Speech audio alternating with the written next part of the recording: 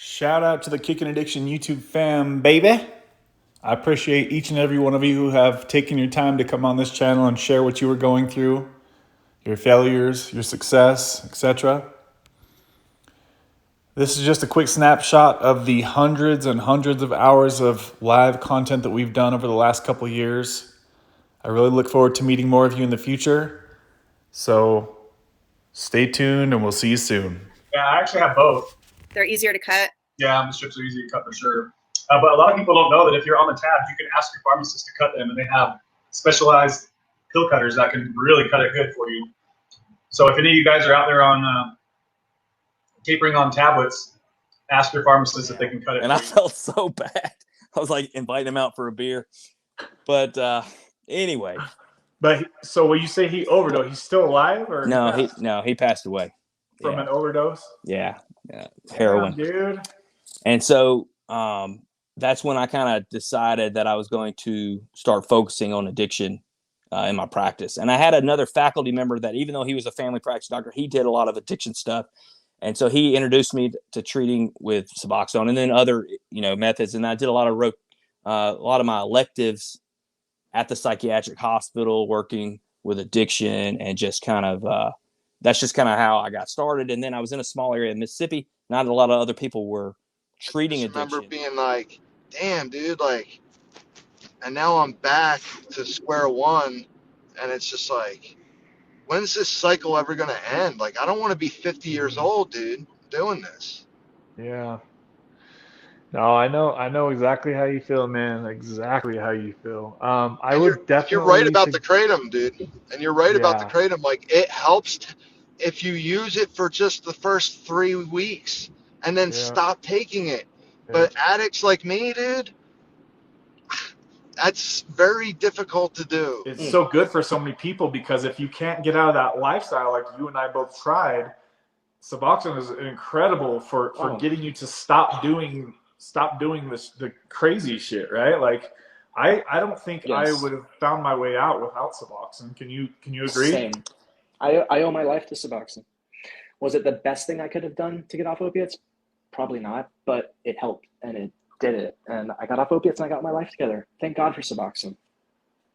Thank God for SUBOXONE, guys. Yeah, and it's, I definitely feel like I'm drinking more than I should, more than and it is getting progressively better, but also I just still I feel really, really guilty about it. I hate the way I feel in the mornings, even if I only had a few drinks the night before. What it does to your body as far as gaining weight and motivation, it's clearly a downer. So I complain about being tired all the time or feeling fatigued all the time, but then I'm like, but then you drink, so like, what are you doing? You know what I mean? How do you feel as far as like, do you self-guilt yourself for drinking? Absolutely. I mean, it's one of those things, like we were talking the other day, I wish I just never would have started. It's one of these things that you kind of grow into, and then you look back before you know it, it becomes like a regular thing, and it becomes so ingrained into who you are that it's difficult to see yourself as anybody else. With this, had I had the chance to do it over again, I would have tapered, because it probably wouldn't have lasted for that amount of time, like the pause or whatever. But I don't think people are prepared. Like when you come off of something, it takes a good while for your like in rehab, they were like, hey, just, take an estimate, like based on your habits during this point in your life, this point, add them all up. How much money you think you've spent in your lifetime on drugs or alcohol? And it was just so humbling and embarrassing and pretty disgusting, honestly. When only a couple times that happened, that was when I got down to the 2 milligram level, and I was stuck there for about 21 days. Maybe it was 1.6 milligrams, somewhere in there. It hit me kind of like it is now, to where I just felt like, what is going on? Like nothing's giving here. And I stayed there for a little bit, and then I was able to keep going again. And then now that I'm here, in that fog, you don't really realize how crazy it is. But when you look back, you're like, holy shit, dude, I've done some crazy shit. Oh yeah, man. We'll have to write a book one day. Yeah, dude, I've been thinking about that. That would be, dude, I could write a book just on Suboxone. I swear, there's so much to that damn medication. It's just like, It's complex, man. I mean, I was thinking about it before I got on here. It's like addiction itself is so complicated. so did you say that it was a softball injury that started your addiction, basically? No, just what started it was like there was no escaping it around here back then. Anyone who lives in Florida knows, like, this place was like the hub of pain management clinics. Like, this is where like, you know, all the oxys, the roxys, everything, like pain, like I it was everywhere, like, and I dove deep into it.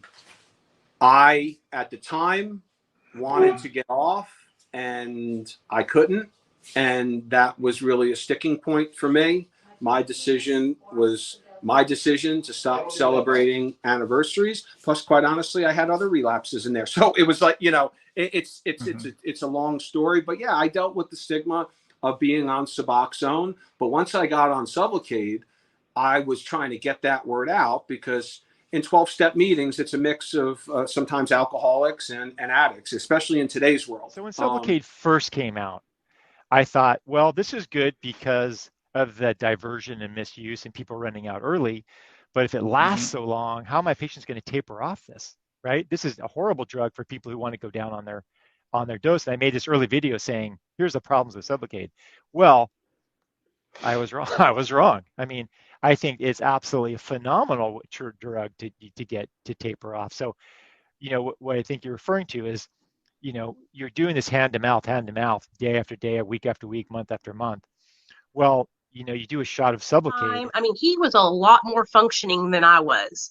Yeah. When I got with him, though, I took him down with me, and he wasn't functioning like he should anymore. And that's what we did together, was we would fuck each other up, you know? Yeah. It was like fire and gasoline. Yeah, I see that happen to a lot of people. Like, just I'm an observer of people in their relationships, and I've seen that happen so many times. Like, if an alcoholic gets with somebody that's not an alcoholic, it's not going to be long before that person is an alcoholic. Like, your tolerance, like, has your tolerance gone up much since you've been on Kratom? Yes, it has. To be 100% honest with you, yes, it has. I started taking it on October, I think it was October 9th last year. And ever since then, it has gone up.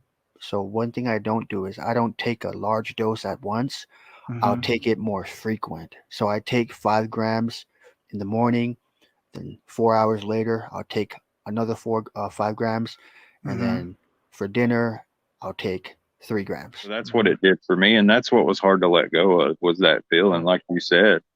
And Sublocade's way different. Like, you know, it's like you said, you wake up, you don't have to worry about that dose. You just get it. I mean, you have to get woke up from being groggy from sleeping, but you're fine. You know, you're just level.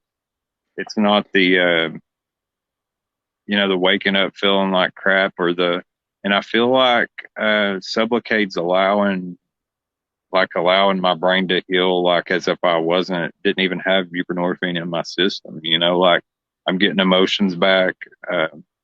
I can hear music now. Like I used to not care. Like I would just turn the radio on and cruise to work, but like I get chills when a certain song comes on or whatever, you know, well, I mean, it was cool, but my fucking welder was a heroin addict, and like, you know what? Yeah, I mean, that's what, like, I swear to gosh, man, like, I just always met people back there. But when I started, you know, like, I was like, well, I don't do heroin, so, you know what I mean? It's not no issue, you know? And at the time, like I said, I didn't talk to my old friend. It was like, I'm sober. He didn't really talk to me.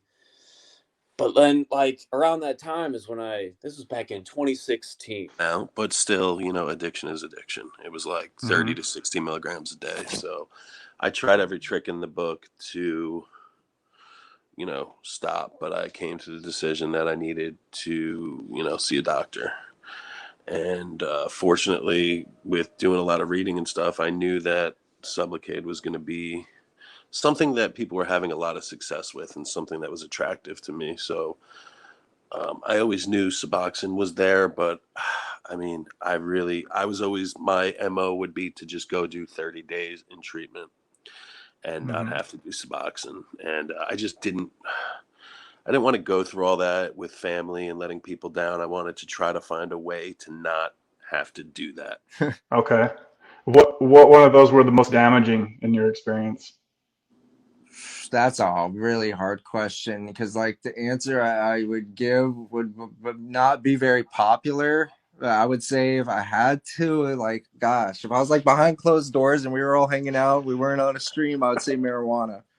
What? Yeah, I'd say that was Damn. But I have Oh, a different wow. reaction to that shit. Like, I get depressed and I get like very powerless. It's really weird for me. And like people are like, when I got married, my mom told my wife, she was like, don't ever let him smoke marijuana, because she knows, like, I don't know why I become a zombie. I get the worst withdrawals, and there's also this weird justification to it. Like, it's not so bad. Like, I had such a hard time quitting caffeine that I never was able to do. I still drink caffeine too much. Like, it's part of that. It's not so bad. Like, when meth ended, it's like, okay, I'm done. Like, You know, like watching people's channels, Kevin, your channel, man, just other people. And then you kind of, after you get off and you were a part of that same group of people, you know, making videos or watching their videos around the same time, same thing, man. Like, I know what it feels like. I know, I like I said earlier, I see so many people in comments here and there, because I really only watch your channel, Kevin. I don't search for too many other recovery type channels.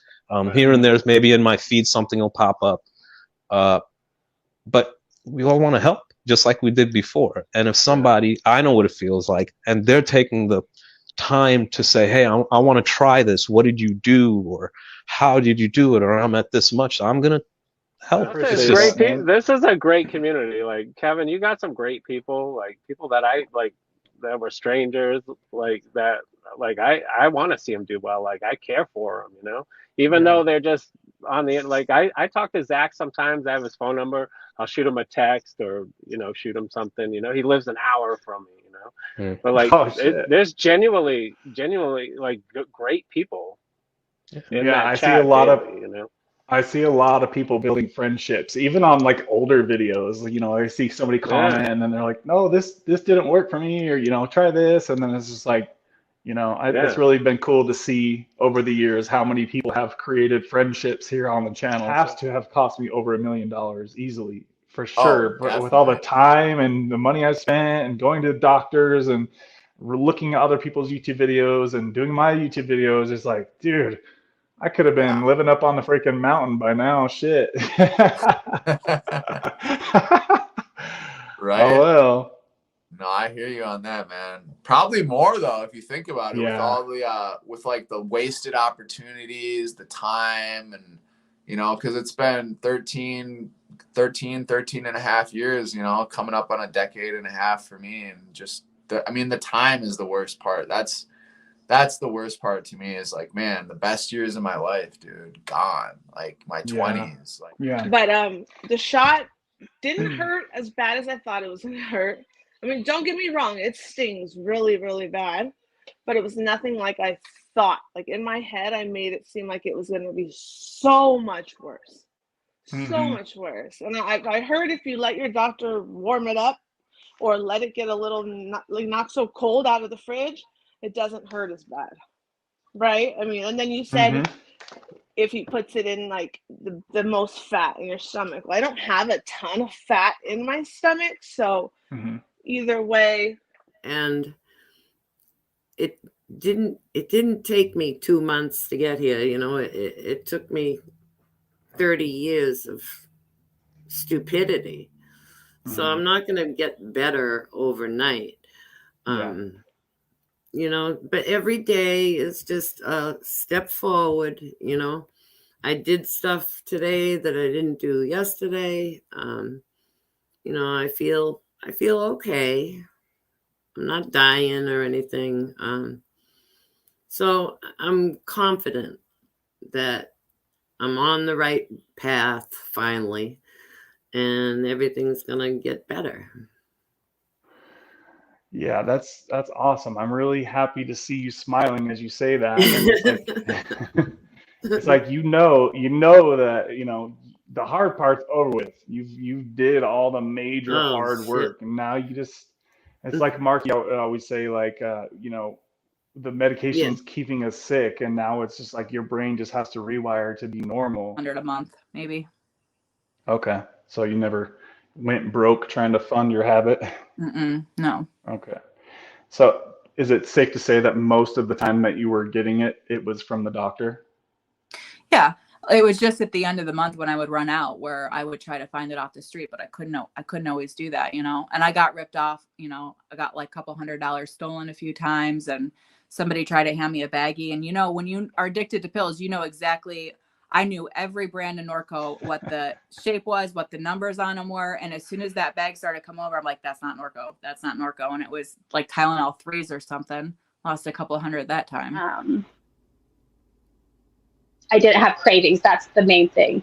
So cravings was one of the things that obviously as opiate addicts, we know that even sometimes on Suboxone, we have cravings. I never thought, the cravings were gone with the SUBLOCADE. Like they just weren't there. Obviously other people didn't feel that way because they were still using. But I think it's where you're at mentally too. Because we all know that recovery is really an all encompassing thing. Yeah. How many years were you addicted to opiates before you got on SUBLOCADE? 9. Something about 988 or something. Was that you that said that? Yeah, I responded, but I know you're also managing a lot of things right now. So 988 is a crisis or suicide prevention hotline, but you don't have to be on a bridge getting ready to jump to call it. And I'm so glad that I knew that, because I was driving my car and I started feeling really overwhelmed, and I had to pull over, and there was a lot of things contributing to it. But that phone call kind of changed the course of my life at that point in time, because I was so resistant to taking meds. Yeah. I was so adamant. And so I started my recovery in AA, and there's a lot of judgment around mental health medication in some of the groups. And so it took a long time, 18 months for me to get to the point where I was so desperate to feel better. And I didn't want to relapse, but I didn't know what else to do. I had done the steps. I've done all 12. I was working with people, bringing them through the steps. That being said, when a patient's been on Suboxone long enough, I like them to move away from the ritualistic behavior of thinking you need me or drugs or anything to go about your life. And this facilitates that. Now, these are very nuanced concepts I'm giving, but, I've dealt with thousands of people. Finally, I'll add one last thing, and it's this. At first, I would hear reports about people having an easier time getting off of SUBLOCADE versus Suboxone. I chalked it off as anecdotal and something that I could not take action on. But if enough reports came in and added up where I'm like, okay. And then we had patients in our own practice having the same experience. And in that way, I'm starting to use it, even though it's not like the SUBLOCADE company is going to do a big study on this, because they're like, oh, crap. And we have some ideas about why this is happening. But we tell people that this is what we're seeing. And for those that it's kind of urgent to get off or the time comes to get off, we utilize SUBLOCADE in that way.